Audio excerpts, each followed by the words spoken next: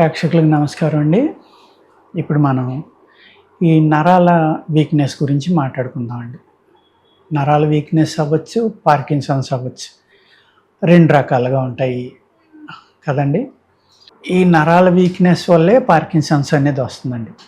Parkinson's only నరాల weakness కాకుండా బ్రెయిన్‌కి కూడా వస్తుందండి. అది బ్రెయిన్ పార్కిన్సన్స్ ఉన్నవాళ్ళు ఏంటంటే మతిమరుపు లాంటిది రావటం, అలాగే ఇంట్లో వాళ్ళని కూడా గుర్తించకపోవడం, లేదు బయటికి ఎక్కడికైనా వెళ్తే మళ్ళీ ఇంటికి వచ్చే దారి మర్చిపోవడం, ఇలాంటి అనేక రకాల ప్రాబ్లమ్స్ జరుగుతూ ఉంటాయన్నమాట. ఈ పార్కిన్సన్స్‌లో ట్రిమ్మర్స్ అని కూడా అంటారండి. అంటే వణుకుడు జబ్బు. దీన్ని ఆయుర్వేదంలో ఏమంటామంటే మేము వణుకుడు వాతం అంటామండి ఇది. వణుకుడు వాతం. అర్థమైంది కదండీ! ఇది వాత వ్యాధుల్లో ఒకటండి ఆయుర్వేదంలో. ఆయుర్వేదంలో వాత వ్యాధులు 80 అని కొన్ని బుక్స్‌లో 84 కొన్ని చోట్ల ఉన్నాయండి. ఆ 84 ఆటిల్లో ఒకటి ఈ వణుకుడు వాతం. దీన్నే కంపవాతం అని కూడా అంటాం. ఆయుర్వేదంలో ఏమంటారు? కంపవాతం. ఈ రెండాటికి కూడా అనేక రకాలైన మెడిసిన్స్ ఆయుర్వేదంలో రాయడం జరిగిందండి. అనేక ఫార్ములాలు. మనం తినే ఆహారంలో కెమికల్స్ వల్ల నరాలపైన కోటింగ్ పోయి ఉండొచ్చండి. అర్థమైంది కదా! అదేవిధంగా ఈ నరాలలో బ్లాకేజ్ రావడం వల్ల, ఆక్సిజన్ అందకపోవడం వల్ల నరాలు వీక్ అయి ఉండొచ్చు. ఇలాగా అనేక రకాల ప్రాబ్లమ్స్ అనమాట. వాటి వల్ల పార్కిన్సన్స్ వస్తుంది. అందుకు ఏం చేయాలంటే పార్కిన్సన్స్ తగ్గాలి అంటే ప్రాణాయామం అనేది చాలా ఇంపార్టెంట్ అండి. ప్రతి పేషెంట్ చేత ప్రాణాయామం చేయితే రిజల్ట్ కూడా చాలా బాగా వస్తుందండి. ఆ ప్రాణాయామంతో పాటే మనం కొంచెం లైట్ ఎక్సర్సైజ్ వాళ్ళు చేయగలిగితే వాళ్ళ ఏజ్ని బట్టి, వాళ్ళ యొక్క శరీర శక్తిని బట్టి స్త్రీ పురుషులు ఇద్దరికీ కూడా కొంచెం ఎక్సర్సైజ్ చేయించడం అండి. ఆ ఎక్సర్సైజ్తో పాటు ప్రాణాన్ని అంటే ఆక్సిజన్ని ఎలా తీసుకోవాలి, శ్వాస ఎలా తీసుకోవాలి, ఎలా వదలాలి అవి కూడా అలవాటు చేసండి. ఒక బాగా మంచిగా చెప్పగలిగే మంచి ట్రైనీ అంటే యోగా మీద ట్రైనీ కానీ, యోగా అంటే ఫిజికల్ యోగా ఒక్కటే కాకుండా ప్రాణాయామం గురించి తెలుసున్న గురువు అయితే చాలా బాగుంటుందండి. అంటే కొంచెం స్పిరిచువల్గా ఉండి యోగా చేసే వాళ్ళకి బాగా అర్థమవుతుందండి ఇది. ఓన్లీ యోగా అంటే ఆ ప్రాణవాయువు గురించి కొంతమందికి పూర్తిగా తెలీదు, అవగాహన ఉండదు. కొంతమంది అందులో కూడా చాలా గొప్పగా చెప్పేవాళ్ళు ఉంటారు. దానిని బట్టి మీరు ఒక ఫిక్స్డ్ కోర్సు మీకు ఎంతవరకు ఉపయోగపడుతుందో అది తీసుకుని చేస్తే చాలా బాగుంటుందండి. అదేవిధంగా ఈ నరాలకి శక్తి రావాలి అంటే మనం ఇంట్లో కూడా అనేక రకాల మందులు చేసి వాడుకోవచ్చండి. ఇప్పుడు సపోజ్ గుగ్గిలం ఉంది, మహిషాక్షి గుగ్గిలం అంటాం మనం. పెన్న పుస్తకం తీసుకున్నారు కదండి, జాగ్రత్తగా రాసుకోండి. ఈ మహిషాక్షి గుగ్గిలం అనేది 300 గ్రాములు తీసుకోండి. అర్థమైంది కదండి, 300 గ్రాములు తీసుకుని దాంట్లో 1 కేజీ అంటే 1000 గ్రాములు నువ్వుల నూనె తీసుకోండి.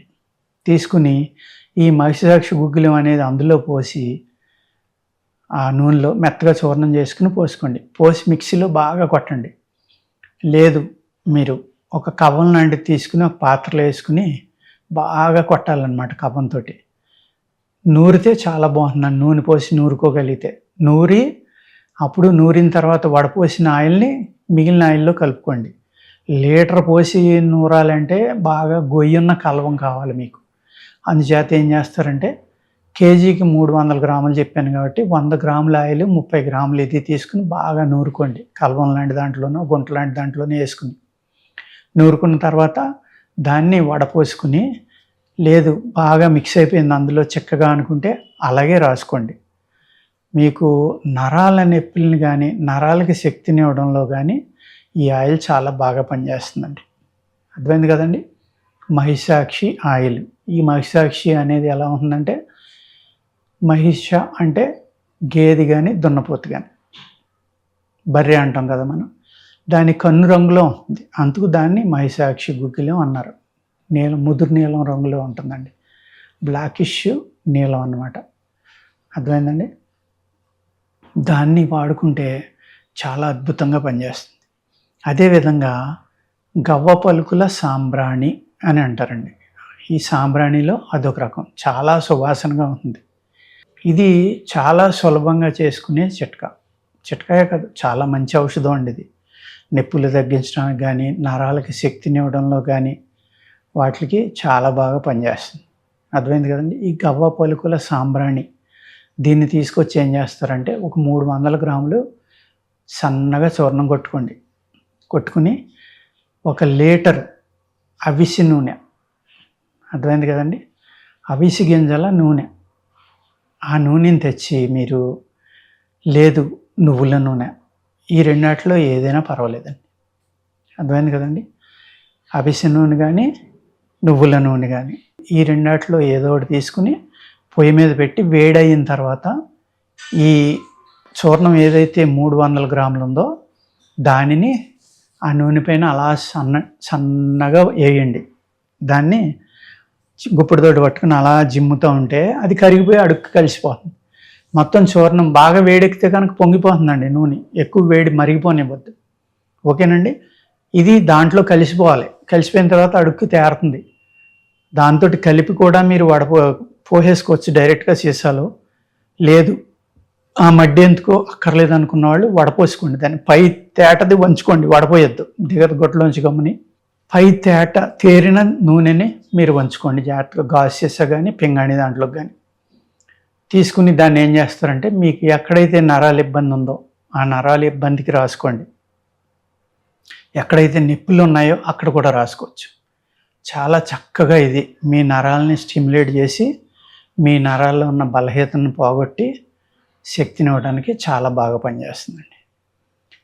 ఇది మన పార్కిన్సన్స్లో రాసుకునే 2 తైలాలండి. అదేవిధంగా మూడోది ఆముదం. ఆముదం కూడా చాలా బాగా పనిచేస్తుందండి. మీ చర్మంలో ఉన్న అయితే పూడిపోయిన రంధ్రాలు ఉన్నాయో అవన్నిటిని ఓపెన్ చేయడంలో ఆముదం చాలా బాగా పనిచేస్తుంది. ఈ ఆముదాన్ని మీరు ఏం చేయాలంటే ఒక కరివేరు అంటాం మనం, తెలుసు కదండి, గన్నేరు అంటారు, వాడగన్నేరు అంటారు దాన్నే. తెలుపు, ఎరుపు, ఒక పింక్ కలర్ ఇలాగ 3-4 రంగులు వస్తాయి అందులో, లైట్ కలర్, డార్క్ కలర్ ఇలాగ. దాని యొక్క వేరుని తీసుకుని చితక్కొట్టి, అది విష పదార్థం అండి, దాన్ని ఎట్టి పరిస్థితుల్లో నోట్లో పెట్టుకోకూడదు. అర్థమైంది కదండి. పిల్లలకు దూరంగా ఉంచాలి. ఆ చితక్కొట్టిన దాన్ని కనుక కేజీకి ఒక 200 గ్రాములు పేస్ట్ని వేసుకుని ఆ పేస్ట్ ఎగిరిపోయేదాకా కాసుకుని ఈ ఆముదం కనుక రాసుకుంటే మీ నరాలకి అదేవిధంగా మీ మజిల్స్కి కూడా, నరాలకు ఒకటే కాదు మీ యొక్క కండరాలు ఏ ఉన్నాయో వాటికి కూడా అద్భుతమైన శక్తి ఇస్తుందండి ఈ 3 రకాల ఆయిళ్ళు. అర్థమైంది కదండి. కరివేరు చెట్టు యొక్క వేరు, తెలుపు అవ్వచ్చు, ఎరుపు అవ్వచ్చు, ఏదైనా పర్వాలేదు. తెల్లదైతే గుణం ఎక్కువ ఉంటుందండి, మిగిలిన వాటిలో కొంచెం తక్కువ ఉంది, అంతే తప్ప చేయకూడదని ఏమీ లేదు. కరివేరు చెట్టు ఏరు ఎంత తీసుకోవాలండి? 200 గ్రాములు.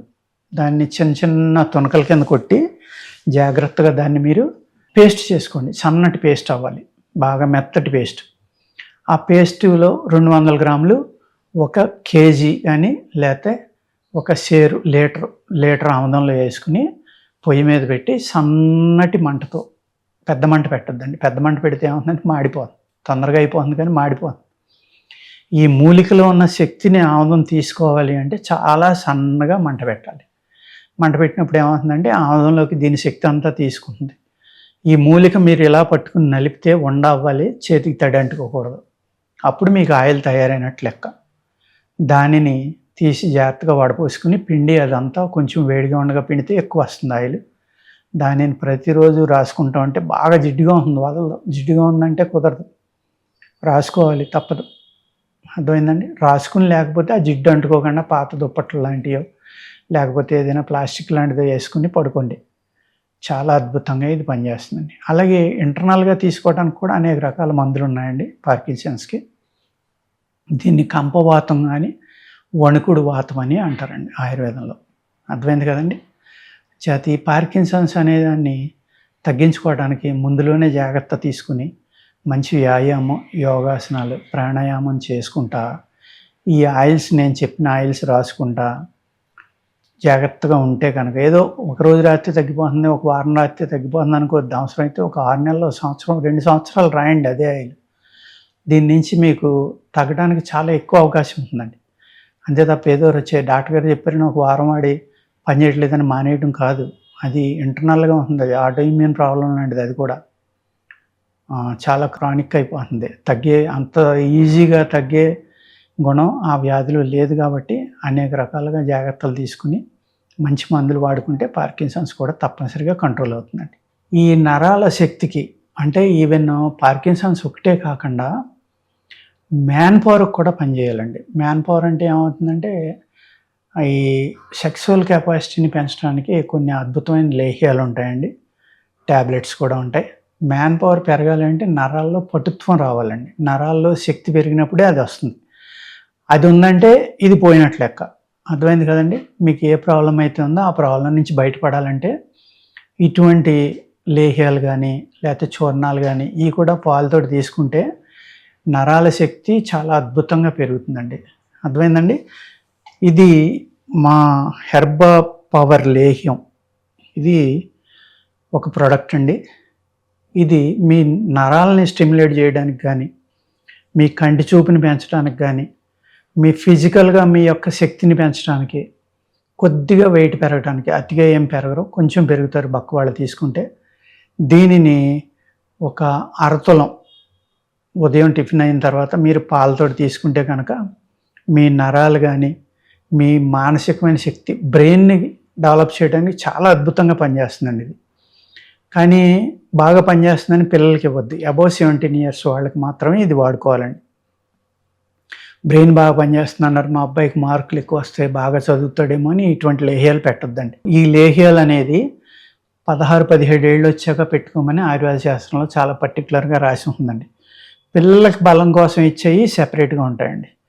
ఇది ఒక యవ్వనం వచ్చిన తర్వాత మట్టికే వాడుకోవాల్సినయే ఈ రకమైన లేహ్యాలండి. అదేవిధంగా ఇది హెర్బా శక్తి అని ట్యాబ్లెట్స్ ఉంటాయండి ఇందులో. ఇది కూడా అనేక వాత వ్యాధులు అంటే 80 వాత వ్యాధుల మీద కూడా పనిచేస్తుందండి ఇది. ఏదైనా ఒక మెడిసిన్ పనిచేస్తుంది అని చెప్పామనుకోండి, ఇది శాస్త్రంలో ఎలా రాసిందో, బుక్స్‌లో ఎలా రాసిందో అదే ప్రకారం శుద్ధులన్నీ చేసి ఆ ఫార్ములానే తీసుకుని మేము మెడిసిన్ చేస్తామండి. అర్థమైంది కదండి! ఇది నేను ఇందాక కొన్ని వీడియోల్లో చెప్పా. లక్షణాన్ని బట్టి మందు ఉంటుందని. ఒకే మందు అందరికీ పనిచేసేస్తుందని, లేదంటే వీడియోలో చెప్పారు మేము తెప్పించుకు తిన్నాం మాకు తగ్గలేదు అని కొంతమంది క్వశ్చన్ చేయొచ్చు. లేహ్యం అయితే జనరల్‌గా అందరికీ పనిచేసేస్తుందండి. ఇది 80 వ్యాధులకి అని శాస్త్రంలో ఇచ్చారు కాబట్టి నేను దీన్ని తయారు చేశానండి. కొందరికి తగ్గొచ్చు, తగ్గకపోవచ్చు. అర్థమైందండి? మీరు పచ్చిమి సరిగ్గా చేయకపోతే ఇది అయ్యి ఉండొచ్చు. మీ యొక్క ప్రాబ్లమ్ ఎక్కువగా ఉందనుకోండి అతిగా, దానికి సరిపడి తినకపోవడం వల్ల, డోసు సరిపోకపోవడం వల్ల తగ్గకపోవచ్చు. ఈ విధంగా మీరు చాలా జాగ్రత్తగా తిని పచ్చిమి పాటింటే తగ్గడానికి ఎక్కువ అవకాశం ఉందండి. అర్థమైంది కదండి! నమస్కారం అండి.